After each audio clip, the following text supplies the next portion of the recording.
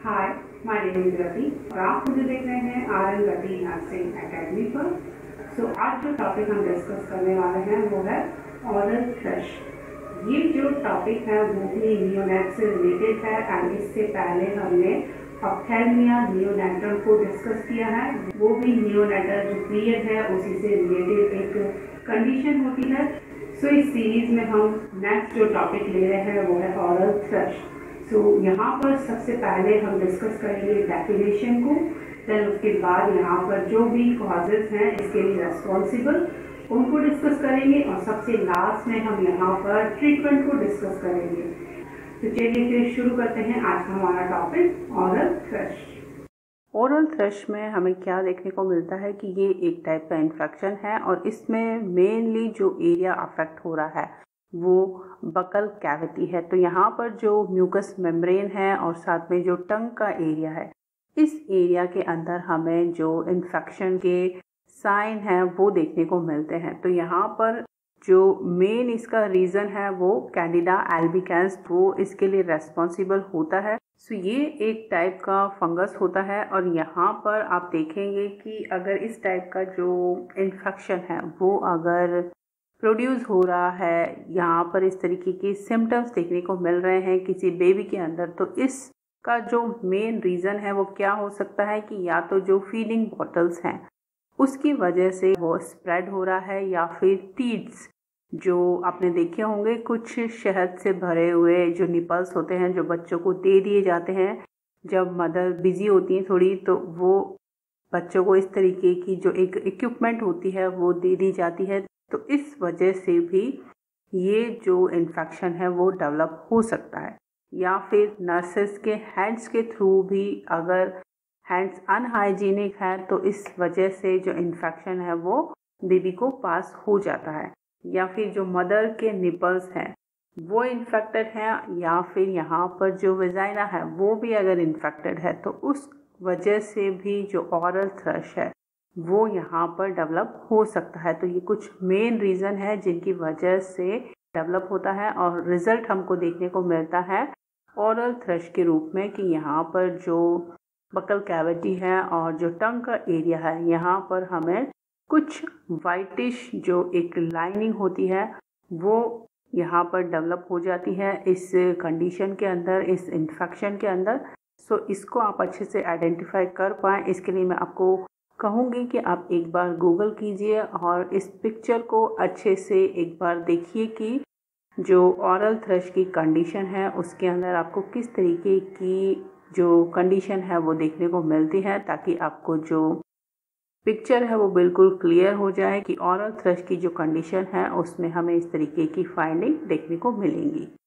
जैसा कि हमने कहा यहाँ पर कि ये जो कंडीशन है इसके अंदर फंगल इन्फेक्शन जो डेवलप हो रहा है इसका जो कलर है वो मिल्की वाइट रहेगा यहाँ पर, एंड इसको हम कर्ड के साथ में रिलेट कर सकते हैं कि जैसे दही जो होता है उसकी तरीके की ये यहाँ पर एक फिल्म बन जाती है टंग के ऊपर। तो कभी कभी हम ये भी सोच सकते हैं कि बच्चे ने दूध पिया है तो उसकी वजह से ये जो टंग है उसका कलर वाइट हो गया है, लेकिन ऐसा नहीं है। यहाँ पर ये फंगल इन्फेक्शन डेवलप हुआ है जिसकी वजह से ये जो टंग है वो मिल्की वाइट कलर की हमें दिखाई देती है इस इन्फेक्शन की कंडीशन में। अगर हम इसको रब करना चाहें गॉज के थ्रू तो वो इजीली यहाँ से रब नहीं होती है।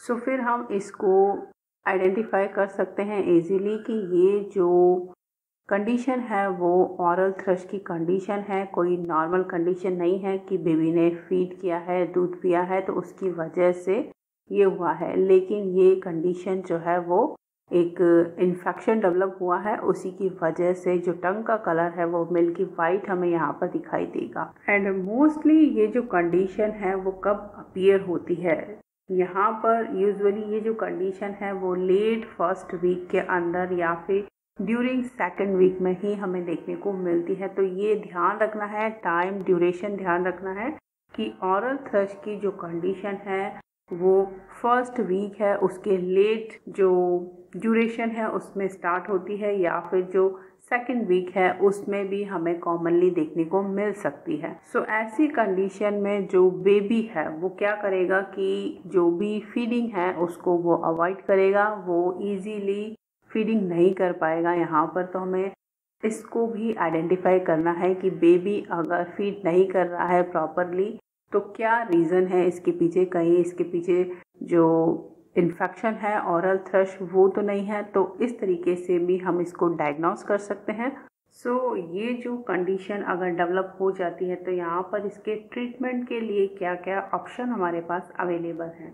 तो सबसे पहले यहाँ पर हम लोकल एप्लीकेशन के रूप में 1% एक्वस सॉल्यूशन यूज़ कर सकते हैं। जेंशियन वायलेट जो सॉल्यूशन होता है उसका 1% एक्वस सॉल्यूशन हम यहाँ पर यूज़ कर सकते हैं ओरल म्यूकस मेम्ब्रेन के ऊपर, और ये ट्वाइस अ डेली हमें यूज़ करना है आफ्टर फीडिंग 2-3 डेज़ के लिए। तो इस तरीके से फर्स्ट ऑप्शन हमारे पास अवेलेबल है कि यहाँ पर हम 1% एक्वस सॉल्यूशन यूज़ करेंगे जेंशियन वायलेट सॉल्यूशन का, या फिर नेक्स्ट ऑल्टरनेटिव हमारे पास यहाँ पर अवेलेबल है कि 1 lakh unit in 1 ml nystatin oral suspension जो कि एक म्यूकोस्टेटिन है। इसकी ड्रॉप्स को हम टंग में यहाँ पर अप्लाई कर सकते हैं और ये हम कर सकते हैं 4 times in a day.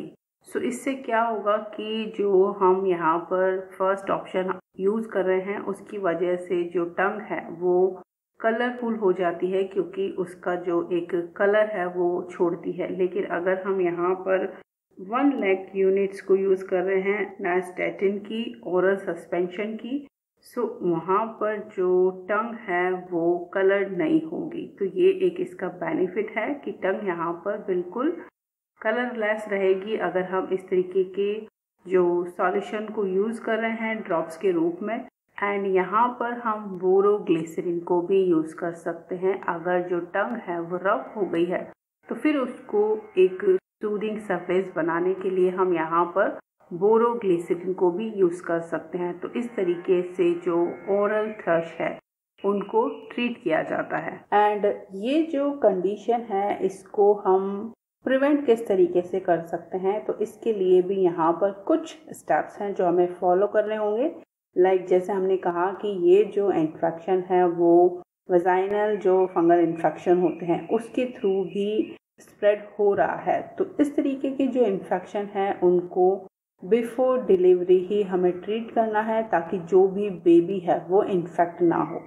And दूसरा स्टेप यहाँ पर हमें फॉलो करना होगा कि जो भी यूटेंसिल्स हम यूज़ कर रहे हैं, लाइक जैसे बॉटल्स यूज़ की जा रही है, टीट्स यूज़ किए जा रहे हैं, तो इनको हम प्रॉपरली क्लीन करेंगे बेबी को फीडिंग करवाने से पहले ही। तो यहाँ पर इस तरीके से जो इन्फेक्शन है उसको हम अंडर कंट्रोल रख सकते हैं। एंड बेबी का जो माउथ है वो हमें यहाँ पर विग्रसली रब नहीं करना है इस तरीके की कंडीशन में, क्योंकि जो टंग है वो इंजर्ड हो सकती है। तो कुछ इस तरीके के प्रिवेंशन हमें यहाँ पर करने होंगे जिससे जो ओरल थ्रश की कंडीशन है उसको हम अवॉइड कर सकते हैं। तो यहाँ मैं आपको याद दिला दूँ कि वीडियो को लाइक एंड शेयर करना बिल्कुल भी मत भूलिएगा। काफ़ी मेहनत लगती है वीडियो को क्रिएट करने के लिए। सो वीडियो को लाइक एंड शेयर करना बिल्कुल भी मत भूलिए। एंड ये टॉपिक हमारा यहाँ पर कंप्लीट हो गया है। इससे रिलेटेड अगर आपकी कोई क्वेरी है, कोई डाउट है तो आप नीचे कमेंट सेक्शन में कमेंट कर सकते हैं। Till then take care, keep studying, bye bye.